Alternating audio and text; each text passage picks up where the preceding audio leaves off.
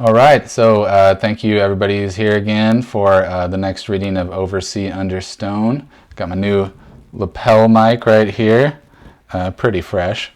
Uh, so we'll see if that actually works for the iPad recording. Hopefully it will, but I tested it.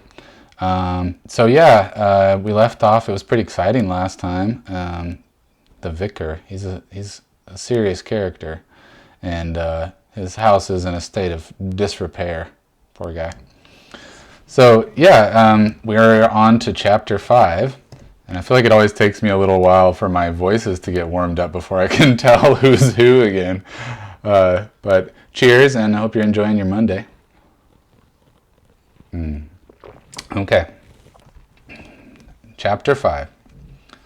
When Jane reached the Gray house, Simon and Barney were chattering like monkeys in the living room to Great Uncle Mary, who sat quietly listening from the depths of a big armchair. Both boys were glowing with excitement, and even Barney's fair skin had been flushed by the wind and sun to a faint pinkish brown. "There you are, darling," Mother said. "I was just beginning to worry about you." Simon hailed her with a yell from across the room. "Oh, you should have come! It was fabulous! Like being right out at sea, and when the wind was behind us, we went tremendously fast. Far better than a motorboat. Only we came back in on the engine because the wind dropped, and that was fun too. Mr. Withers came back with us for a drink, but he's gone now. Father went with him to fetch up some of the mackerel we caught." "And what's Jane been doing?" said Great Uncle Mary quietly from his corner. "Oh, nothing much," Jane said, "wandering about." But when all three children were upstairs, sent early up to bed because, Father said ominously when Simon imitated a lightship siren right behind his chair, they were all overtired. Jane knocked at the door of the boys' room and went in to tell them about her discovery and her visit to the vicar. She did not meet quite the enthusiastic response that she had expected. "You copied out part of the manuscript?" Simon demanded, his voice rising to a squeak of horror, "and showed it to him?" "Yes, I did," said Jane defensively. "Well, for goodness sakes, what harm can that possibly do? A little penciled line in a guidebook can't mean anything to anybody." "You jolly well shouldn't have done anything connected with the manuscript unless we all agreed it together." "It wasn't connected with the manuscript, not as far as he knew. I just told him I wanted to find something out about the coast." Jane forgot any uneasiness she had felt about the vicar in building a defense against Simon's indignation. "I thought you'd be grateful. My finding out the manuscript map shows Kamar Head." "She's right, you know," Barney said from his pillow. "It's terrifically important finding that out. For all we knew up to now, it might have been a map of Timbuktu. And if it turns out, from what the vicar says, that Trewisic hasn't changed since when our map was drawn, that's going to help us when we find if there are any clues in the manuscript." "I dare say," Simon said grudgingly, clambering into bed and kicking off all the blankets. "Oh well, yes, it does help. We'll talk about it tomorrow." "Then we can start our quest," Barney said sleepily. "Night, Jane. See you in the morning." "Good night." But the morning brought more than any of them had bargained for. Simon woke first, very early. The air was still as warm as it had been the day before. He lay in his pajamas, staring up at the ceiling for a little while, listening to Barney's peaceful breathing from the other bed. Then he grew restless, so he went out and padded downstairs barefoot, feeling hungry. If he found Mrs. Polk already in the kitchen, he might manage to have 2 breakfasts. But Mrs. Polk seemed not to have arrived yet, and the house was quite silent. It was not until he reached the flight of stairs leading down into the hall that Simon first noticed something wrong. Always on his way down to breakfast, he stopped to look at the old map of Cornwall that hung on the wall at the turn of the stairs. But when he looked for it this morning, it was not there. Only a rectangular mark on the wallpaper showed where it had hung. And as Simon glanced along the wall of pictures down the stairs, he saw there were several more gaps as well. Puzzled, he went slowly down into the hall. He found several strange, naked-looking patches where pictures had been taken down, and the barometer, next to one empty space, was leaning sideways. Simon went across and straightened it, feeling the bare wooden blocks of the floor cool under his bare feet. Looking down the long hall, he could see nothing else unusual at first. Then he noticed that at the far end, where the sun was streaming in from the kitchen through the open doorway, several of the blocks had been wrenched out and were strewn all over the floor. Simon stared, puzzled. He started down the hall towards the kitchen, and then on an impulse turned to his right and reached for the handle of the door into the living room.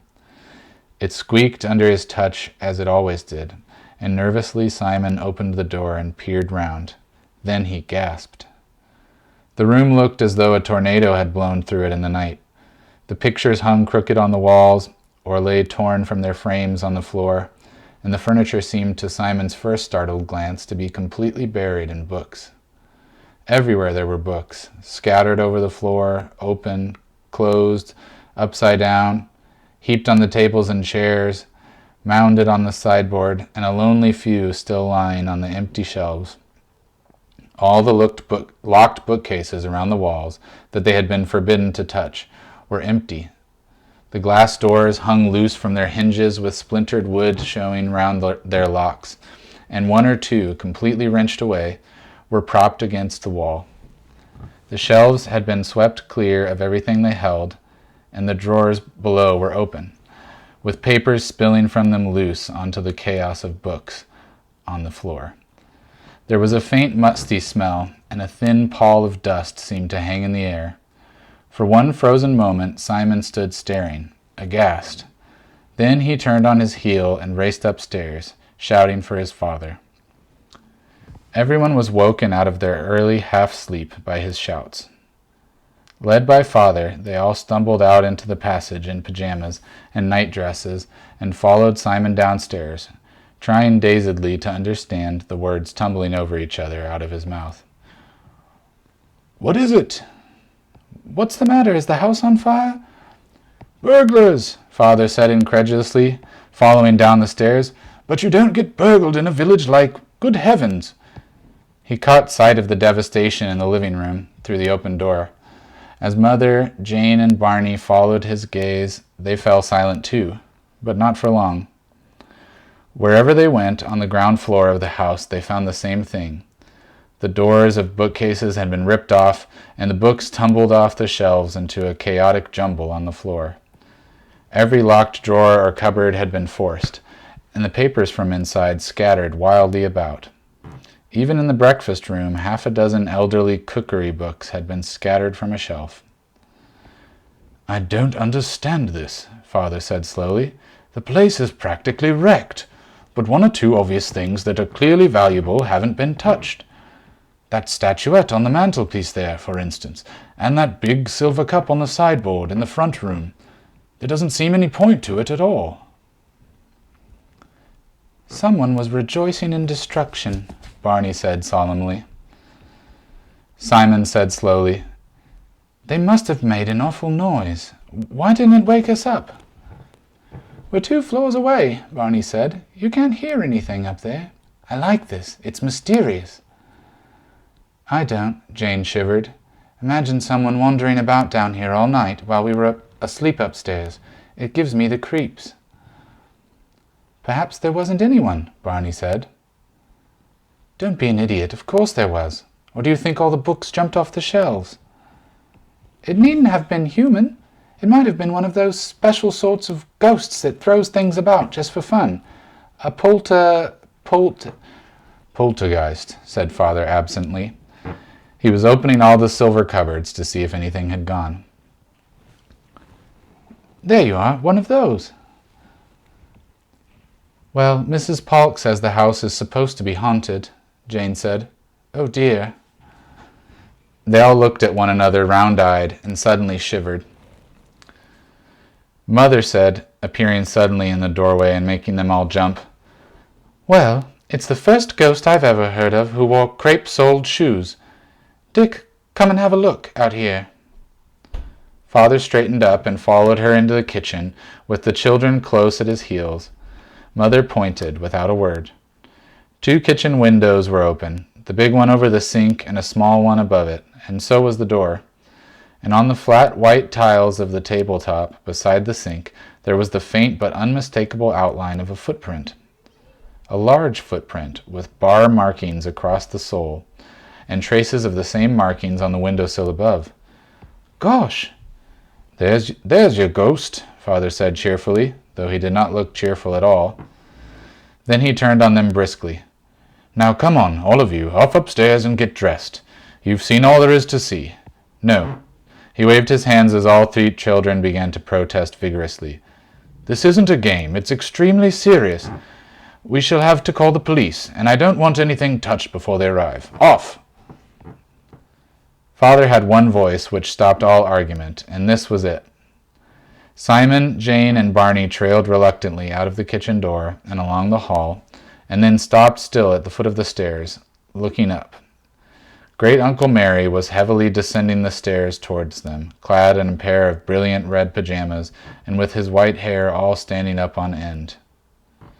He was yawning prodigiously and rubbing his eyes in a puzzled kind of way. "Won't do," he was muttering to himself. "Can't make it out. Heavy sleep, most unusual." Then he caught sight of the children. "Good morning," he said with dignity, as if he were fully and impeccably dressed.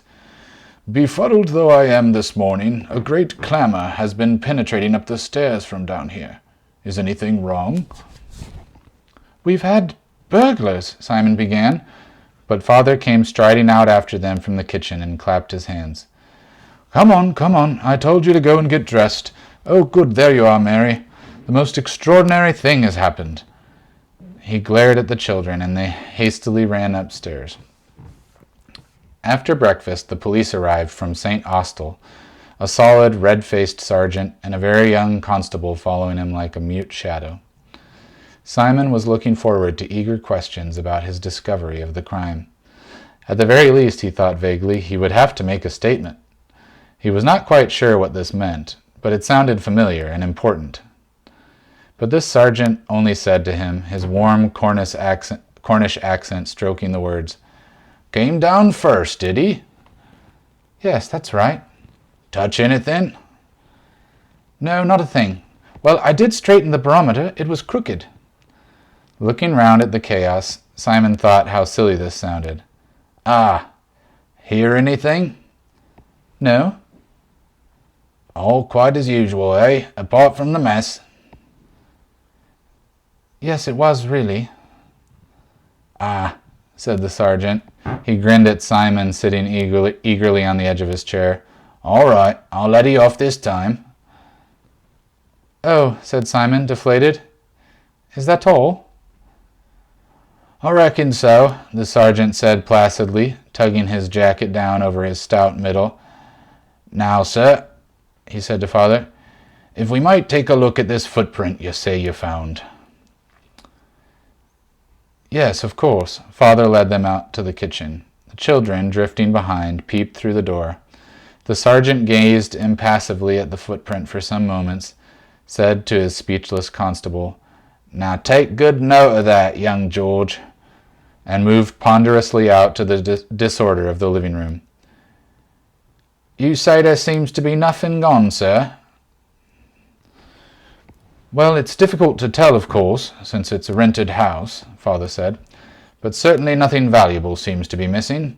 The silver's all intact, not that there's much of it anyway. That cup, as you see, wasn't touched. But they seem to go for the books, and I can't vouch for those. There may well be some missing that we don't know about." "'Tis a proper mess, surely." The sergeant bent down with some effort and picked up a book.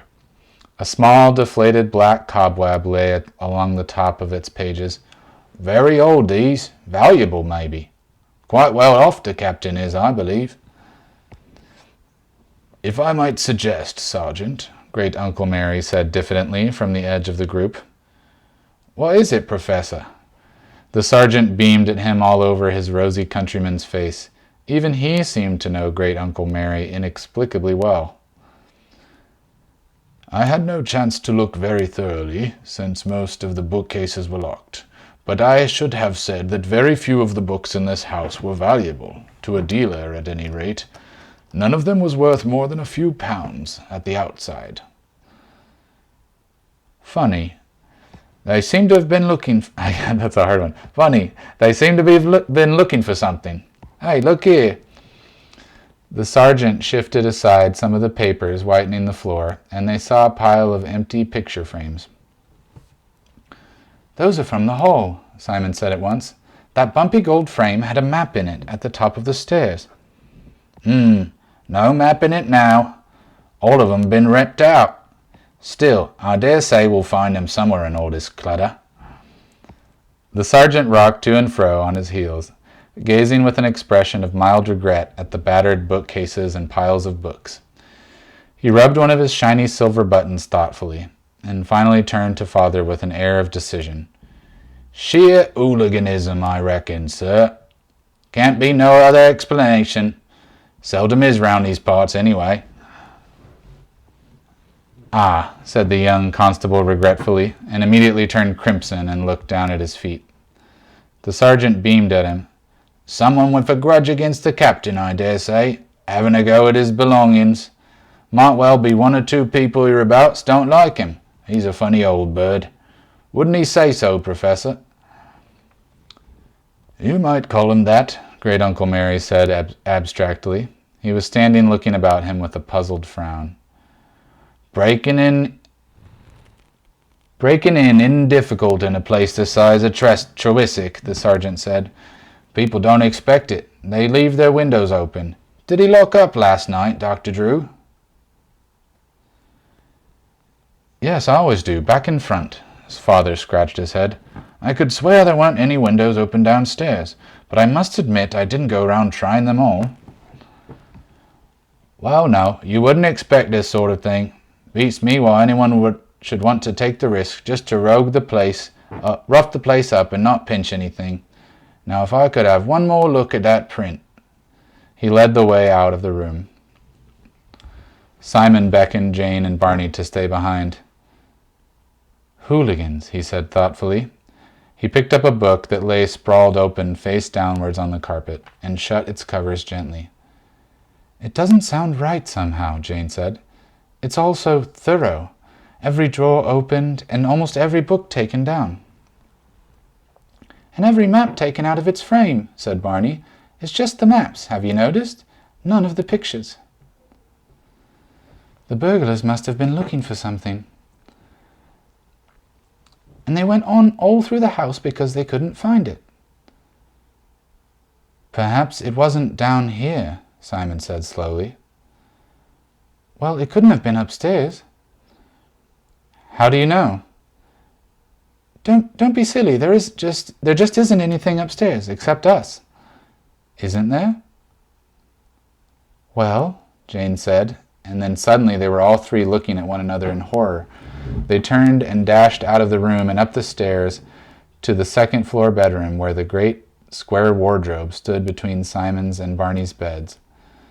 Simon hastily dragged a chair forward and jumped up on it to feel round on top of the wardrobe. His face went blank with alarm. It's gone! There was a fearful moment of silence. Then Jane sat down with a bump on Barney's bed and began to giggle hysterically. Stop it, Simon said sharply, sounding for a moment as authoritative as his father. Sorry, it's all right. It hasn't gone, Jane said weakly. It's in my bed. In your bed? Yes, I've got it. It's still there. I clean forgot, Jane babbled, then pulled herself together. When I went to see the vicar, I didn't want to take it with me, and I had to hide it somewhere in my room, so I shoved it right down under the bedclothes. It was the nearest place. Then last night I forgot it was there, and I must have gone to sleep without feeling it. Come on. The front bedroom was full of sunlight, and through the window the sea sparkled as merrily as if nothing could ever disturb the world. Jane hauled back the sheet of her rumpled bed, and there, tucked in a corner at the bottom, was the telescope case. They perched in a row on the edge of the bed, and Jane opened the case on her lap. They stared in silent relief at the familiar hollow cylinder of the old manuscript inside.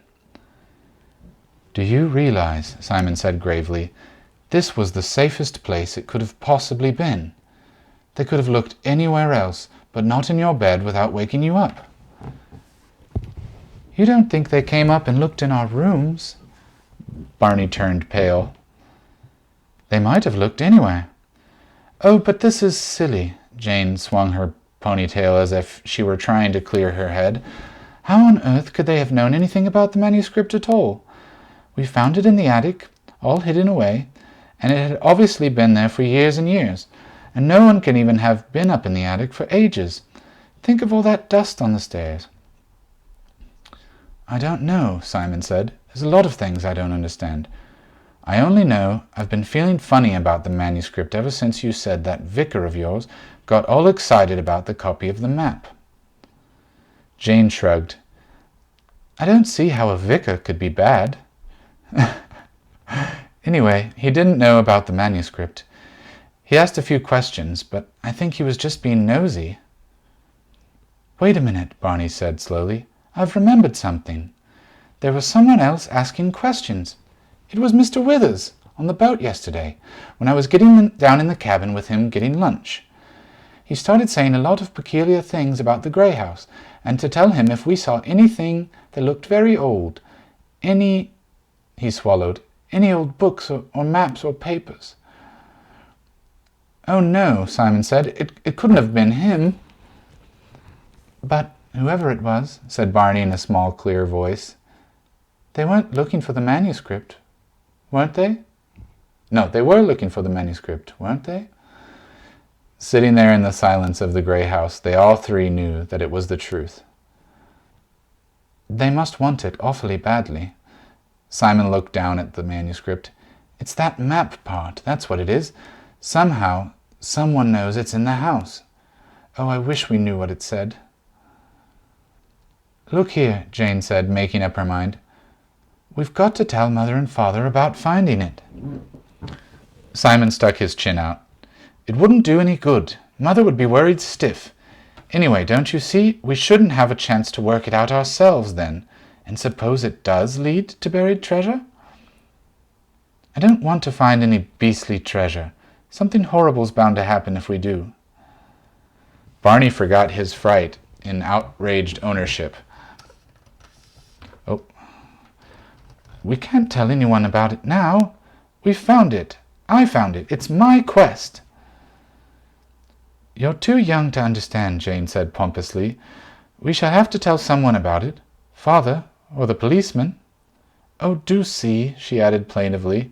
We've got to do something after last night. Children! Mother's voice came from the stairs outside, very close. They jumped guiltily to their feet at once, and Simon held the manuscript case behind his back. Hello? Oh, there you are, Mother appeared in the doorway. She looked preoccupied. Look, the house is going to be chaotic all this morning, and would you like to go off swimming and come home for a late lunch, about 1:30? Then this afternoon Great Uncle Mary wants to take you all out. Fine, Simon said, and she vanished again. That's it. Barney thumped the pillow in excitement and relief. That's it, of course. Why didn't we think of it before? We can tell someone and still have things all right. We can tell Great Uncle Mary. Chapter 6. Quick sip.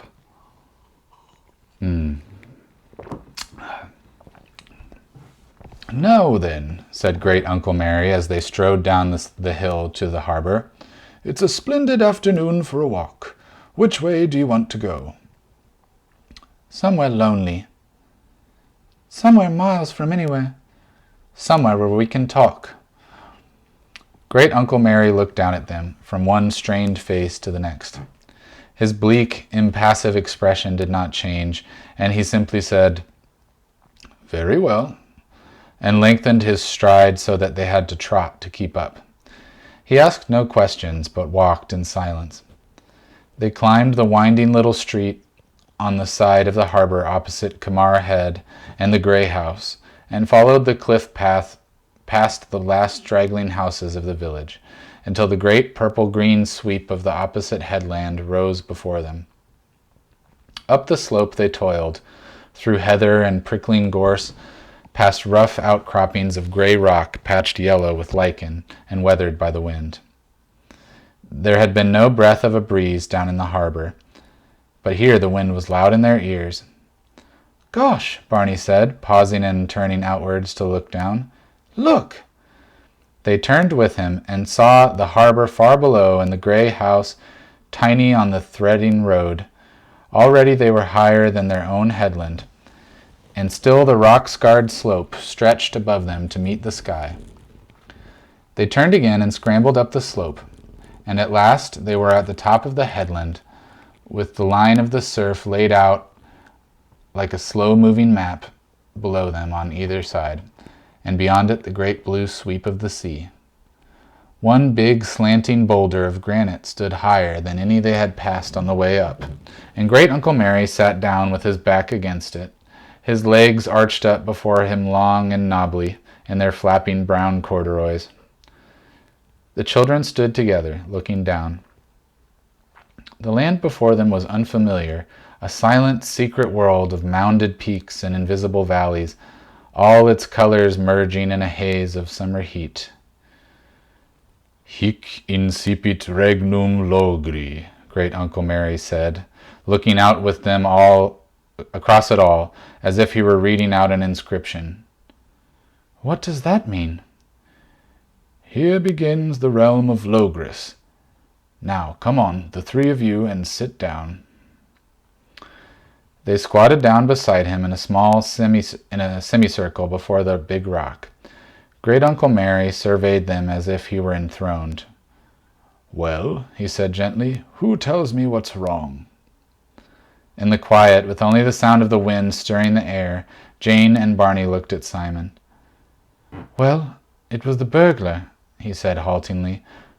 "We were worried—" And then the three of them were all tumbling out the words.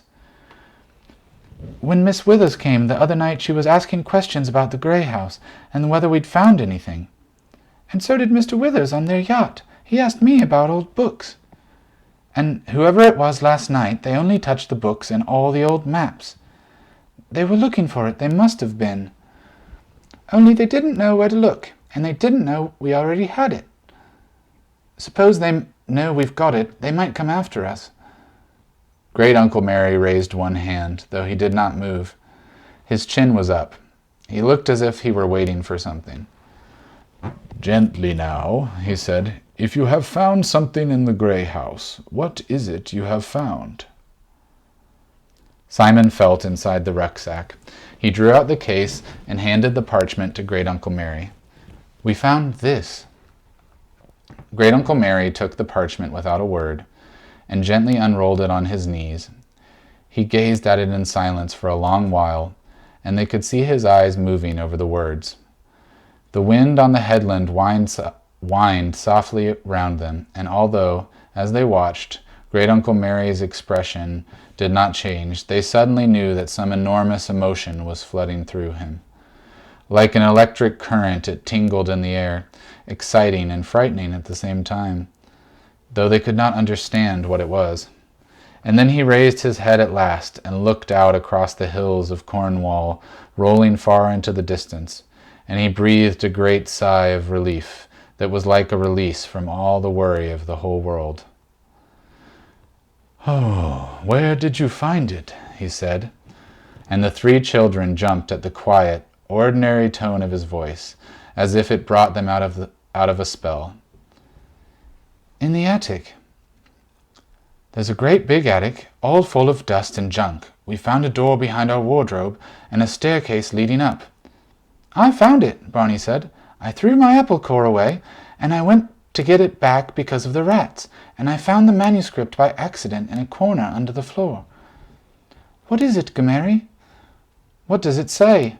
"It's terribly old, isn't it?" "Is it important? Is it about buried treasure?" "In a way," Great Uncle Mary said. His eyes seemed dazed, unable to focus anywhere, but there was a twitching at the corners of his mouth. Somehow, without smiling, he looked happier than they had ever seen him look before. Jane thought, watching, It is a sad face usually, and that's why there is such a difference. He laid the manuscript down on his lap and looked from Jane to Simon to Barney and back again. He seemed to be searching for words. "You have found something that may be more important than you can possibly realize," he said at last. They stared at him. He looked away again over the hills. "You remember the fairy stories you were told when you were very small, once upon a time? Why do you think they always began like that?" "Because they weren't true," Simon said promptly. Jane said, caught up in the unreality of the high remote place, "Because perhaps they were true once, but nobody could remember when." Great-Uncle Mary turned his head and smiled at her. "That's right. Once upon a time, a long time ago, things that happened once, perhaps, but have been talked about for so long that nobody really knows. And underneath all the bits that people have added, the magic swords and lamps, they're all about one thing, the good hero fighting the giant, or the witch, or the wicked uncle, good against bad, good against evil." "Cinderella, Aladdin, Jack the Giant Killer." "And all the rest." He looked down again, his fingers caressing the curving edge of the parchment. "Do you know what this manuscript is about?" "King Arthur," Barney said promptly, "and King Mark. Simon found the names in Latin." "And what do you know about King Arthur?" Barney looked round triumphantly at his captive audience and drew breath for a long recital, but somehow found himself stammering instead. "Well, he was the King of England, and he had his Knights of the Round Table, Lancelot and Galahad and Kay and all of them, and they fought jousts and rescued people from wicked knights, and Arthur beat everyone with his sword Excalibur. It was good against bad, I suppose, like you said about in the fairy stories, only he was real." Great-Uncle Mary's quiet, pleased smile was flickering again. "And when was Arthur King of England?" "Well," Barney waved his hand vaguely, "a long time ago." "Like in the fairy stories," Jane finished for him. "I see. But, Gomeri, what are you trying to tell us? Was King Arthur a fairy story too?" "No," Barney said indignantly. "No," said Great-Uncle Mary, "he was real. But the same thing has happened, you see. He lived such a long time ago that there's no record of him left. And so he's become a story, a legend as well." Simon fidgeted with the strap of his rucksack. "But I don't see where the manuscript comes in." The wind over the headland stirred Great-Uncle Mary's white hair outlined against the sky, and as he glanced down, he looked magisterial and severe. "Patience a little, and listen carefully now, because you may find this difficult to understand. First of all, you may have heard me talk of Logres. It was the old name for this country, thousands of years ago, in the old days when the struggle between good and evil was more bitter and open than it is now. That struggle goes on all round us all the time, like two armies fighting, and sometimes one of them seems to be winning and sometimes the other, but neither has ever triumphed altogether, nor ever will," he added softly to himself, "for there is something of each in every man. Sometimes, over the centuries, this ancient battle comes to a peak. The evil grows very strong and nearly wins, but always at the same time there is some great leader in the world, a man who sometimes seems to be more than a man, who leads the forces of good to win back the ground and the men they seem to have lost." "King Arthur," Barney said. "King Arthur was one of these," Great-Uncle Mary said. "He fought against the men who wanted Logres. He robbed and murdered and broke all the rules of battle." "Oh, he fought against the men who wanted Logres, who robbed and murdered and broke all the rules of battle. He was a strong and good man, and the people of those days trusted him absolutely. With that faith behind him, Arthur's power was very great. So great that in the stories that have grown up since, people have talked about his having magical help. But magic is just a word. I suppose he didn't win, Jane said with sudden conviction, or there wouldn't have been any wars since. No, he didn't win, Great-Uncle Mary said, and even in the clear afternoon sunshine he seemed with every word to become more remote, as ancient as the rock behind him and the old world of which he spoke. He wasn't altogether beaten, but he didn't altogether win.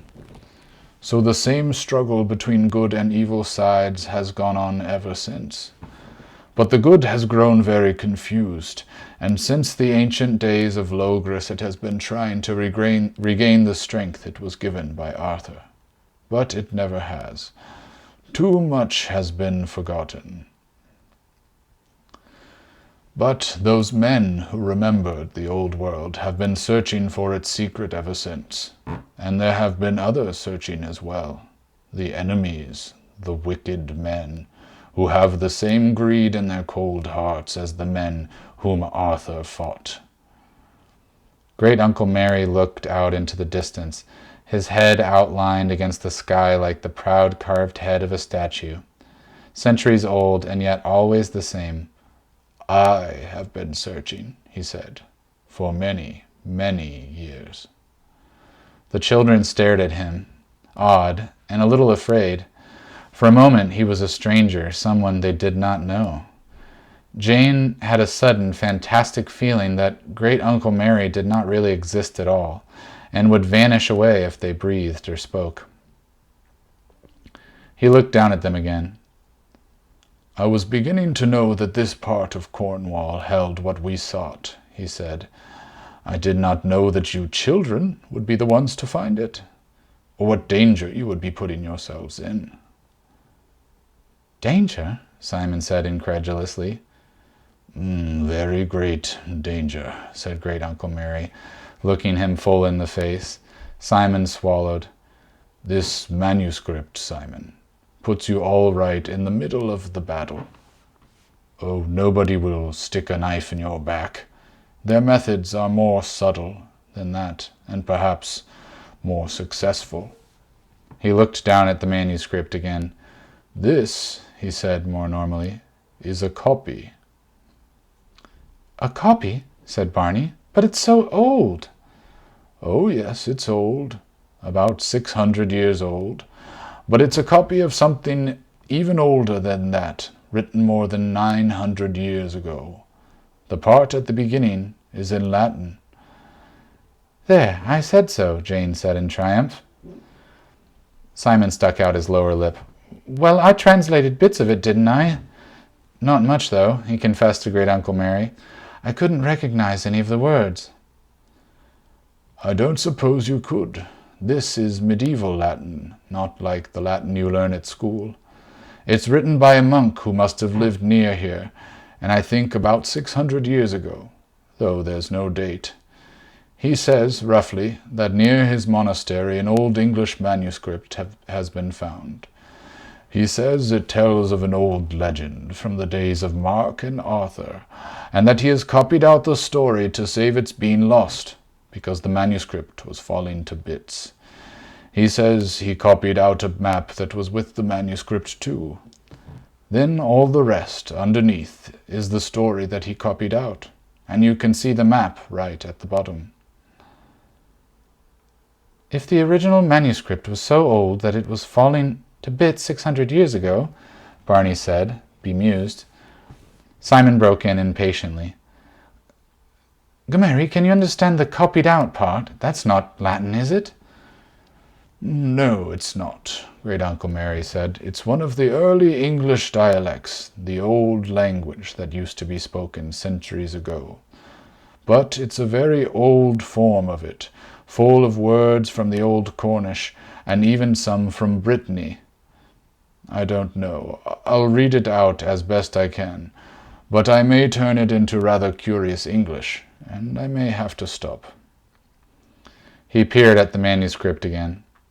Then, stumblingly and with many pauses while he held it to the sunlight, or fumbled in his mind for a word, he began to read in his deep, far-away voice. The children sat and listened, with the sun hot on their faces and the wind still whispering in their ears. "This I write, that when the time comes it shall be found by the proper man. And I leave it in the care of the old land that soon shall be no more. Into the land of Cornwall, the kingdom of Mark, there came in the days of my fathers a strange knight fleeing toward the west. Many fled hither in those days, when the old kingdom was broken by the invader, and the last battle of Arthur was lost. For only in the western land did men still love God and the old ways. And the strange knight who came to the place of my fathers was called Bedwin, and he bore with him the last trust of Logris, the grail made in the fashion of the Holy Grail, that told upon its sides all the true story of Arthur soon to be misted in men's minds. Each panel told of an evil overcome by Arthur and the company of God, until the end when evil overcame all, and the last panel showed the promise and the proof of Arthur's coming again. For behold, said the knight Bedwin to my fathers, evil is upon us now, and so shall it be for time beyond dreaming. Yet if the Grail, that is the last trust of the old world, be not lost, then when the day is ripe the Pendragon shall come again. And at the last all shall be safe, and evil be thrust out never to return. And so that the trust be kept, he said, I give it into your charge, and your sons' sons, until the day come. For I am wounded near death from the last of the old battles, and I can do no more. And very soon he died, and they buried him over the sea, and under the stone, and there he lies until the day of our Lord. And so the Grail passed to my father's charge, and they guarded it in the land of Cornwall, where men still strove to keep alive the old ways. While in the east the men of evil grew more numerous, and the land of Logris grew dark. For Arthur was gone, and Mark was dead, and the new kings were not as the old had been. And with each turn of years the Grail came to the charge of the eldest son, and at the last it came to me. And since the death of my father I have kept it safe as best I might, in secret and in true faith. But now I grow old, and am childless, and the greatest darkness of all comes upon our land. For the heathen men of evil, who came to the east in years past, and slew the Englishmen and took their land, are turning westward now, and we shall not long be safe from them. The darkness draws toward Cornwall, and the long ships creep to our shore, and the battle is near which must lead to final defeat, and the end of all that we have known. No guardian for the Grail is left, since my brother's son, whom I loved as my own, is turned already to the heathen men, and guides them to the west. And to save my life, and the secret of the Grail that only its guardian knows, I must flee even as Bedwin the strange knight fled. But in all the land of Logris no haven remains, so that I must cross the sea to the land where, they say, Cornishmen have fled whenever terror comes. But the Grail